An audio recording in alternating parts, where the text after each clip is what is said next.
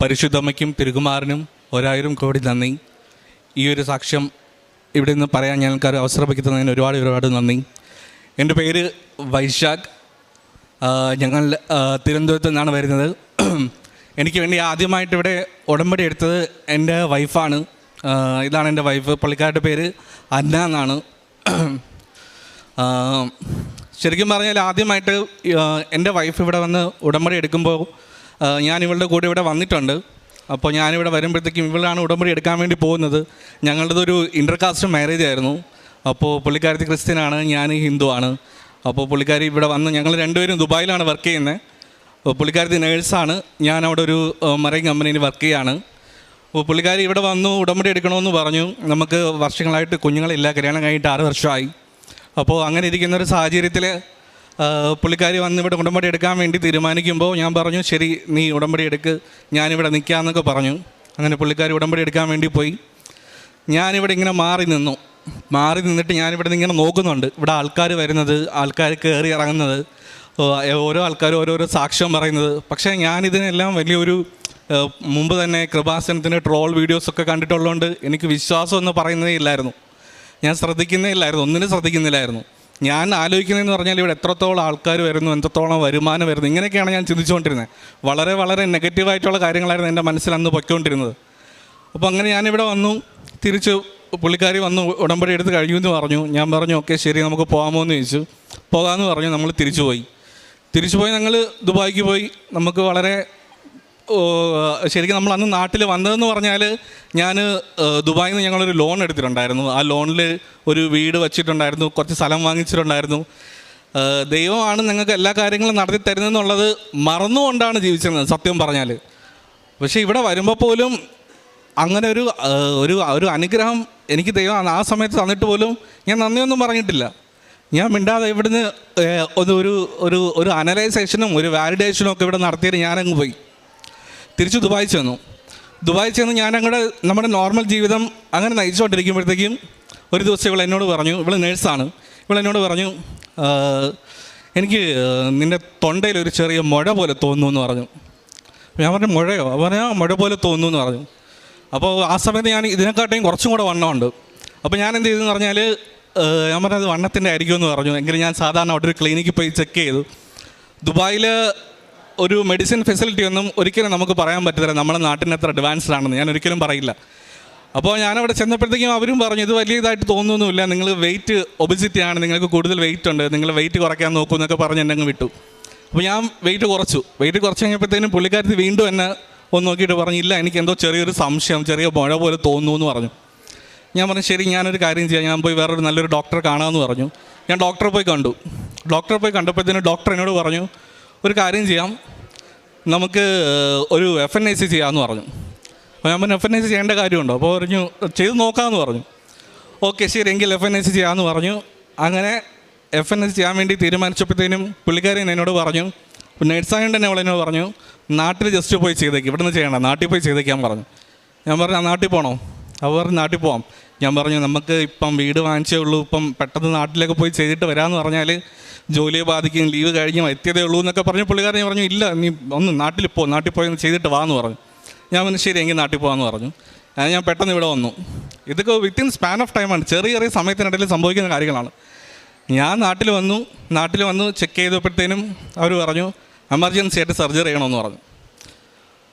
Thyroid gland മുകളിലാണ് മുഴയുള്ളത്, അപ്പോൾ emergency ആയിട്ട് സർജറി ചെയ്യണമെന്ന് പറഞ്ഞു. അപ്പോൾ ഞാൻ ആദ്യം വലിയ കാര്യമായിട്ട് എടുത്തില്ല.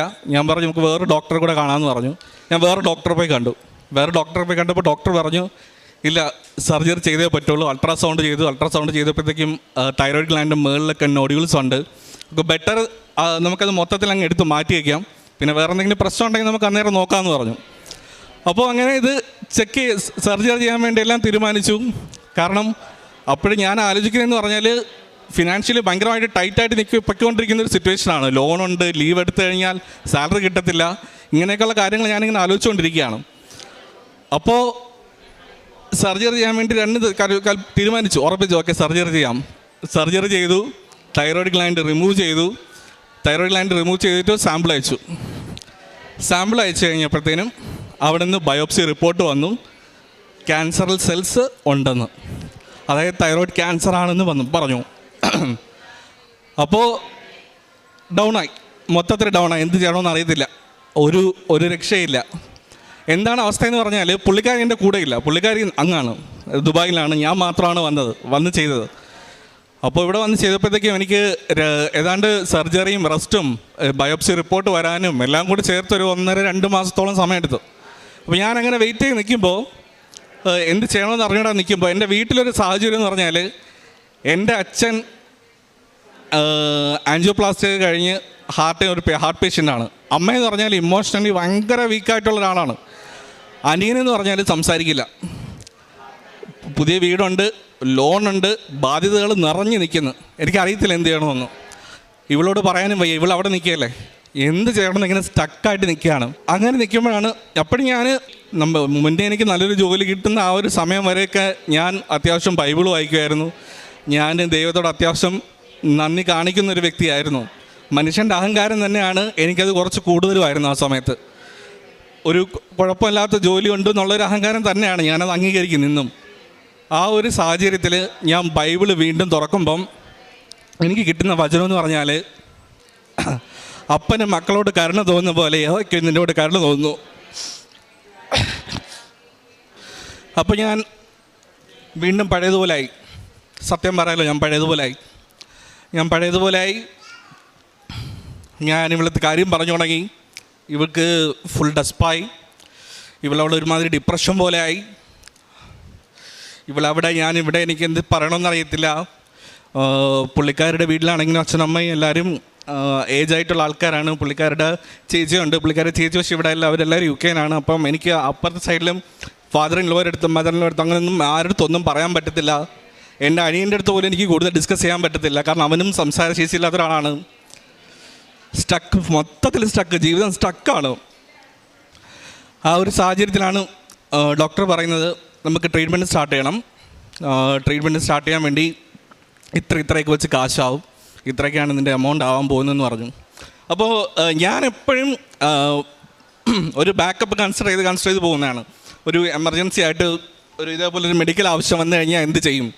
അപ്പോൾ കാരണം നമ്മുടേത് ഒരു ഇൻ്റർകാസ്റ്റ് മാരേജ് ആയതുകൊണ്ട് തന്നെ പുള്ളിക്കാരുടെ ഫാമിലി എല്ലാവരും ഞങ്ങളുമായിട്ട് നല്ല സഹകരണത്തിലാണിപ്പോൾ. ആണെങ്കിൽ കൂടെ തന്നെ നാളെ ഒരു സാഹചര്യത്തിൽ എന്നെ ആരെങ്കിലും സപ്പോർട്ട് ചെയ്തില്ലെങ്കിൽ പുള്ളിക്കാരി ഒറ്റയ്ക്കായി പോയി ഞാൻ എന്ത് ചെയ്യും. അപ്പോൾ ഞാൻ എപ്പോഴും നമ്മുടെ കല്യാണം കഴിഞ്ഞ സമയം മുതൽ തന്നെ ഞാൻ ഇങ്ങനെയുള്ള കാര്യങ്ങൾക്ക് വേണ്ടി ഒരു ഇൻഷുറൻസ് എടുത്തിട്ടുണ്ടായിരുന്നു. അപ്പോൾ ഞാൻ അതിലൊന്ന് സ്റ്റിക്ക് ഓൺ ചെയ്ത് നിന്നു. ഓക്കെ, ഇത് വെച്ച് കുഴപ്പമില്ല, ഇതിലെല്ലാം കാര്യങ്ങൾ നടക്കും. അപ്പോൾ എൻ്റെ കയ്യിൽ അന്ന് എനിക്ക് തോന്നുന്നതെന്ന് പറഞ്ഞാൽ ഒരു 1.5 ലക്ഷം രൂപയുടെ കാണും മാക്സിമം. പക്ഷേ ട്രീറ്റ്മെൻറ്റിന് കൂടുതൽ കാശാവും. അവസാനം ഞാൻ കടമൊക്കെ വാങ്ങിച്ചു, അവിടെ ഇവിടെ നിന്നൊക്കെ പൈസയൊക്കെ വാങ്ങിച്ചു. ട്രീറ്റ്മെൻറ്റ് സ്റ്റാർട്ട് ചെയ്തു. ഞാൻ ഐസൊലേഷൻ പോയി. ആരെയും കാണാൻ പറ്റില്ല, ആരോടും സംസാരിക്കാൻ പറ്റില്ല, എൻ്റെ അടുത്ത് വരാൻ ആർക്കും പറ്റത്തില്ല. അപ്പോൾ അങ്ങനെയൊക്കെ ഇരുന്ന് ഞാൻ വീണ്ടും ബൈബിൾ വായിക്കാൻ തുടങ്ങി, കൂടുതൽ സമയം സ്പെൻഡ് ചെയ്യാൻ തുടങ്ങി. ആ രണ്ട് ദിവസം മൊത്തത്തിൽ ഞാൻ ഐസൊലേഷനിലായിരുന്നു. 2 ദിവസവും ഞാൻ മാതാവിനോട് പ്രാർത്ഥിക്കാൻ തുടങ്ങി. മാതാവിനോട് ഒത്തിരിയും പ്രാർത്ഥിച്ചു. ഞാൻ പറഞ്ഞു, മാതാവേ, എൻ്റെ ഫ്രണ്ടിൽ വേറെ ഓപ്ഷൻ ഇല്ല, എനിക്ക് കയറി വന്നേ പറ്റൂ. അങ്ങനെ ഞാൻ ട്രീറ്റ്മെൻറ്റ് കഴിഞ്ഞ് പുറത്തിറങ്ങിയപ്പോൾ ഡോക്ടർ എന്നോട് പറഞ്ഞു, ഇപ്പോൾ കുഴപ്പമില്ല, നമുക്ക് ഫസ്റ്റ് ലെവൽ ട്രീറ്റ്മെൻറ്റ് കഴിഞ്ഞു, ഇനി സെക്കൻഡ് ലെവൽ നമുക്ക് ഇതിൻ്റെ സ്കാനിങ് വരും. പക്ഷേ നോർമൽ ലൈഫ് നിങ്ങൾക്ക് ലീഡ് ചെയ്യാം, നിങ്ങൾക്ക് പോകാം, തിരിച്ച് ദുബായിക്ക് പോകാം, പ്രശ്നമൊന്നുമില്ല എന്ന് പറഞ്ഞു. അപ്പോൾ തിരിച്ച് പോകുന്നതിന് മുന്നേ ഞാൻ ഇവളോട് പറഞ്ഞു, ഇല്ല, എനിക്ക് കൃപാസനം പോകണം, നമുക്ക് കൃപാസനത്തിൽ പോയി ഒന്ന് പ്രാർത്ഥിക്കണം, അതിനുശേഷം നമുക്ക് തിരിച്ച് പോകാമെന്ന് പറഞ്ഞു. അപ്പോൾ എന്നോട് എല്ലാവരും വഴക്ക് പറഞ്ഞു. ഇപ്പോൾ ട്രീറ്റ്മെൻറ്റ് കഴിഞ്ഞ് ഇറങ്ങിയതേ ഉള്ളൂ. കാരണം ഈവൻ ഞാൻ എയർപോർട്ടിൽ പോയാൽ വരെ തൈറോയിഡ് പേഷ്യൻസിനൊക്കെ അറിയാൻ പറ്റും. നമ്മൾ റേഡിയേഷൻ എയർപോർട്ടിൽ വരെ നമ്മളെ സ്കാൻ ചെയ്ത് പിടിച്ച് നിർത്തും. അപ്പോൾ അങ്ങനത്തെ ഒരു സിറ്റുവേഷനിൽ ഇപ്പോൾ പെട്ടെന്ന് കൃപാസനത്തിലൊക്കെ പോകുമെന്ന് പറഞ്ഞാൽ അതെങ്ങനെ ശരിയാവും. അപ്പോൾ ഞാൻ പറഞ്ഞു, കുഴപ്പമില്ല, നമുക്ക് പോകാമെന്ന് പറഞ്ഞു. ഓക്കെ, അങ്ങനെ ഞാൻ കുറച്ച് വെയിറ്റ് ചെയ്തു. ഞാൻ ലീവ് കമ്പനിയിൽ എക്സ്ട്രാ ചോദിച്ചു. ഓക്കെ, ആ ഒരു കമ്പനി എനിക്ക് സാങ്ഷൻ ചെയ്ത് തന്നു. ഞാൻ വെയിറ്റ് ചെയ്തു. എല്ലാം കംപ്ലീറ്റ്ലി റിക്കവറായതിന് ശേഷം ഞാൻ ഇവിടെ വന്ന് ഞാൻ മാതാവിനോട് പ്രാർത്ഥിച്ചു. അപ്പോൾ ഞാൻ പ്രാർത്ഥിക്കുമ്പോൾ ഞാൻ പറഞ്ഞതെന്ന് പറഞ്ഞാൽ, ഞാൻ എത്തുമ്പോൾ ലേറ്റായി. അപ്പോൾ എനിക്ക് ഉടമ്പടി എടുക്കാൻ പറ്റില്ല എന്ന് എനിക്ക് മനസ്സിലായി. അപ്പോൾ ഞാൻ മാതാവിനോട് പറഞ്ഞു, മാതാവ്, എനിക്ക് ഉടമ്പടി എടുക്കാൻ പറ്റില്ല എന്ന് എനിക്കറിയാം, പക്ഷേ ഇനി ഞാൻ അഹങ്കാരിയാവല്ല്. ഇനി ഇനി എനിക്ക് നിത്യതയിൽ ജീവിക്കാൻ പറ്റണം. അടുത്ത തവണ എനിക്ക് വരുമ്പം എൻ്റെ ഉടമ്പടി എടുക്കാൻ യോഗ്യനാക്കി തരണം. ഇത്രയും പറഞ്ഞുകൊണ്ട് ഞാൻ ഇവിടെ നിന്ന് പോയി. പക്ഷേ ഞാൻ അച്ഛൻ്റെ ധ്യാനം കേൾക്കുമായിരുന്നു. എന്തൊക്കെ കാര്യങ്ങളാണ് ചെയ്യേണ്ടത് എല്ലാം ഞാൻ ശ്രദ്ധിച്ച് കേൾക്കുമായിരുന്നു. അങ്ങനെ അവിടെ എത്തിയപ്പോഴത്തേനും അറിയാമല്ലോ, ഇവിടുത്തെ ട്രീറ്റ്മെൻറ്റും എല്ലാം കഴിഞ്ഞപ്പോഴത്തേനും ഭയങ്കരമായ സ്റ്റക്ക്, ഫിനാൻഷ്യലി ഭയങ്കര ടൈറ്റ്, ഒരു രക്ഷയില്ല. ഭയങ്കരമായ ആ ഒരു സാഹചര്യത്തിൽ ഞാൻ നിൽക്കുമ്പോഴത്തേക്കും 2024 സ്റ്റാർട്ടിങ് തൊട്ട് ഇതാണ് അവസ്ഥ. ആ ഒരു സാഹചര്യത്തിൽ പൊയ്ക്കൊണ്ടിരിക്കുമ്പോൾ ഞാൻ എന്നെക്കൊണ്ട് ആ സമയത്ത് ചെയ്യാൻ പറ്റുന്നതെന്ന് പറഞ്ഞാൽ പ്രേക്ഷിത പ്രവർത്തനങ്ങൾ കറക്റ്റായിട്ട് ചെയ്യാൻ മാക്സിമം ശ്രമിക്കും. എല്ലാ ശനിയാഴ്ചകളിലും നമ്മൾ ഉപവാസമായിരിക്കും. അപ്പോൾ എനിക്ക് ആ സമയത്ത് കൊളസ്ട്രോളും ഉണ്ട്. ഇവൾ നേഴ്സായത് കാരണം തന്നെ ഇവൾ രാത്രിയൊക്കെ എനിക്ക് സലാഡും കാര്യങ്ങളൊക്കെ തരത്തുള്ളൂ, വേറൊന്നും അങ്ങനെ തരത്തൊന്നുമില്ല. ഡയറ്റുണ്ട്, ഈ ട്രീറ്റ്മെൻറ്റ് ഭാഗത്തായിട്ടുള്ള സെപ്പറേറ്റ് വേറെ ഡയറ്റുണ്ട്. അപ്പോൾ അതെല്ലാം ഫോളോ ചെയ്യും. പക്ഷേ ഫിനാൻഷ്യലി ഞങ്ങൾ ഭയങ്കര ടൈറ്റാണ്. അപ്പോൾ അങ്ങനെ ഇരിക്കുമ്പോൾ പോലും ആ സമയത്താണ് അവിടെ നോമ്പ് നടക്കുന്നത്. അവിടെ നോമ്പിൻ്റെ ആ ഒരു സാഹചര്യം ആയതുകൊണ്ട് തന്നെ ഞാൻ ഇവിടുത്തെ പറഞ്ഞിട്ട് നമ്മളതിലിപ്പം ഒരു ദിറംസ് അല്ലെങ്കിൽ 2 ദിറംസ് ആണെന്നുണ്ടെങ്കിൽ പോലും തന്നെ നമ്മൾ ആർക്കെങ്കിലും എന്തെങ്കിലും, കാരണം ആ സമയത്തൊക്കെ നമുക്ക് ഒത്തിരിയും ആൾക്കാരെ കാണാൻ പറ്റും, വിശന്ന് വലഞ്ഞിരിക്കുന്ന ഒരുപാട് ആൾക്കാരെ കാണാൻ പറ്റും. അപ്പോൾ നമുക്ക് അങ്ങനെയുള്ളവരെ നമുക്ക് സഹായിക്കണം എന്നൊക്കെ ഞാൻ പറഞ്ഞു. ഇവളും എൻ്റെ കൂടെ തന്നെ നിൽക്കുമായിരുന്നു. അങ്ങനെ ഞാൻ അങ്ങനെ ആ ഒരു സാഹചര്യത്തിൽ തന്നെ ഒരു ദിവസം ഇതുപോലെ ഞാൻ ഡ്യൂട്ടി കഴിഞ്ഞ് വരുമ്പോഴത്തേനും വളരെ ക്ഷീണിച്ച് അവശനായി നിൽക്കുന്ന ഒരാൾ എന്നോട് വന്നിങ്ങനെ ചോദിച്ചു, എനിക്ക് ഭക്ഷണം വാങ്ങിച്ചു തരാമോ എന്ന് എന്നോട് ഇങ്ങനെ ചോദിച്ചു. അപ്പോൾ ഞാൻ നോക്കുമ്പോഴത്തേക്ക് എൻ്റെ 10 ദിറംസേ ഉള്ളൂ, ആകെ 10 ദിറംസേ ഉള്ളൂ. അപ്പോൾ ഞാൻ ഇവളെ വിളിച്ച് ചോദിച്ചു, നമുക്ക് രാത്രി കഴിക്കാനുണ്ട്. അപ്പോൾ ഇവളെന്നോട് പറഞ്ഞു, നീ ഡയറ്റല്ലേ, അപ്പോൾ സലാഡാണെങ്കിൽ നിനക്ക് ഓക്കെ, എനിക്ക് എന്തെങ്കിലും ലൈറ്റായിട്ട് കാണും, അത് കുഴപ്പമില്ല എന്ന് പറഞ്ഞു. അപ്പോൾ ഞാൻ പറഞ്ഞു ഓക്കെ ശരിയെങ്കിൽ ഞാൻ പുള്ളിക്ക് ഒരു ഭക്ഷണം വാങ്ങിക്കുകയാണെന്ന് പറഞ്ഞു. പുള്ളിക്ക് ഞാൻ 10 ദിറംസിൻ്റെ ഭക്ഷണം വാങ്ങിച്ചു കൊടുത്തു. പുള്ളി പോയി, ഞാൻ തിരിച്ച് വീട്ടിൽ പോയി. പക്ഷേ ആ പുള്ളി ഭയങ്കരമായിട്ട് സന്തോഷിച്ചു, എന്നെ തലയൊക്കെ വെച്ച് അനുഗ്രഹിക്കുകയൊക്കെ ചെയ്തു. ഓക്കെ എന്നൊക്കെ പറഞ്ഞു. ഞാൻ തിരിച്ച് വീടെത്തി. നമ്മൾ വൈകുന്നേരം സായന പ്രാർത്ഥിച്ചുകൊണ്ടിരിക്കുമ്പോഴത്തേനും ഞാൻ മാതാവിനോട് പറഞ്ഞു, മാതാവേ എനിക്ക് ഇന്നിങ്ങനെ ഒരു സഹായം ചെയ്യാൻ പറ്റി, ഒത്തിരി സന്തോഷമുണ്ട്. കൂടുതലും സന്തോഷം എന്ന് പറഞ്ഞാൽ പുള്ളി എൻ്റെ തലയൊക്കെ വെച്ച് എന്നെ അനുഗ്രഹിച്ച്, അതിലെനിക്ക് ഒത്തിരി സന്തോഷം എന്ന് പറഞ്ഞ് ഞാൻ ഇവളുടെ അടുത്ത് ആ കാര്യമൊക്കെ പറഞ്ഞു. അങ്ങനെ ഞങ്ങൾ കിടക്കാൻ വേണ്ടി ഇരിക്കുമ്പോഴത്തേനും എൻ്റെ ഓഫീസിൽ നിന്ന് തന്നെ വിളിക്കുകയാണ്. അപ്പോൾ എന്നെ ഓഫീസിൽ തന്നെ വിളിച്ചിട്ട് എന്നോട് ചോദിച്ചു, വൈശാഖേ ഇൻഷുറൻസ് അപ്രൂവ് ആയില്ലേ എന്ന് ചോദിച്ചു. ഞാൻ പറഞ്ഞു ഇല്ല സാർ, ഇൻഷുറൻസ് അപ്രൂവ് ആയില്ല, ഇൻഷുറൻസ് ഇങ്ങനെ ചെറിയൊരു ഇഷ്യൂ പറഞ്ഞു, അവർക്ക് പറ്റത്തില്ല എന്ന് പറഞ്ഞു, ചെയ്യാൻ പറ്റത്തില്ല, ഔട്ട്സൈഡ് UAE ആണ് ചെയ്തുകൊണ്ട് അവർക്ക് അപ്രൂവ് ആവത്തില്ല എന്ന് പറഞ്ഞു. ഓക്കെ ശരി, ഞാനൊരു 10,000 ദിറംസ് എൻ്റെ അക്കൗണ്ടിൽ ഇട്ടിട്ടുണ്ടെന്ന് പറഞ്ഞു. ഞാൻ 10 ദിറംസ് കൊടുത്തപ്പോൾ അത് എനിക്ക് 10,000 ദിറംസ് തന്നു. അങ്ങനെ അവിടെ നിന്ന് തുടങ്ങിയ മാതാവിൻ്റെ അനുഗ്രഹമാണ്. എനിക്ക് ലോൺ ഉണ്ടായിരുന്നു, അവിടെ നിന്ന് തുടങ്ങിയാണ് എൻ്റെ ലോണ് മാതാവ് തീർത്ത് തന്നു.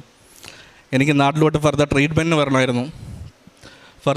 നാട്ടിലോട്ട് ഞാൻ അവിടെ നിന്ന് സ്റ്റാർട്ട് ചെയ്യുന്നതിന് മുന്നേ ഞാനിങ്ങനെ ആലോചിക്കുകയാണ്, ഞാൻ ഇവിടെ വന്നു കഴിഞ്ഞാൽ കൂടുതൽ ട്രീറ്റ്മെൻറ്റ് ഞാൻ പോയി കഴിഞ്ഞാൽ എനിക്ക് കൂടുതൽ കാശ് വേണ്ടി വരും. അങ്ങനെയാണെങ്കിൽ ഞാൻ ഇവിടെ കുറച്ച് നാൾ എക്സ്ട്രാ നിൽക്കേണ്ടി വരും. അപ്പോൾ ഞാൻ എന്ത് ചെയ്യുന്നൊക്കെ ആലോചിച്ചു. അങ്ങനെ ഞാൻ സ്റ്റക്കായിട്ട് നിൽക്കുമ്പോഴത്തേക്കും ഇൻഷുറൻസ് കമ്പനി തന്നെ വിളിക്കുകയാണ്, നിങ്ങളുടെ ഇൻഷുറൻസിൻ്റെ എമൗണ്ട് അപ്രൂവ് ആയിട്ടുണ്ട്, നിങ്ങൾക്ക് ഫർദർ ട്രീറ്റ്മെൻറ്റ് ഞങ്ങൾ നിങ്ങളെ സപ്പോർട്ട് ചെയ്തോളാം. അപ്പോൾ തന്നെ എൻ്റെ ലോൺ എമൗണ്ടിൻ്റെ നല്ലൊരു ഭൂരിഭാഗം എമൗണ്ടും ഇൻഷുറൻസ് കമ്പനി മൊത്തത്തിൽ ക്ലോസ് ചെയ്തു. അതൊരു വലിയ അനുഗ്രഹം, മാതാവിൻ്റെ വലിയ അനുഗ്രഹം. അത് കഴിഞ്ഞു ട്രീറ്റ്മെൻറ്റിന് വേണ്ടി ഞാനിവിടെ വന്നു. ഇവിടെ വന്നപ്പോഴത്തേക്കും ഞാൻ പറഞ്ഞു, നമുക്ക് 6 മാസം കഴിഞ്ഞപ്പോഴത്തേക്കും ഫസ്റ്റ് സ്കാനിങ് ആണ്. അപ്പോൾ ഞാൻ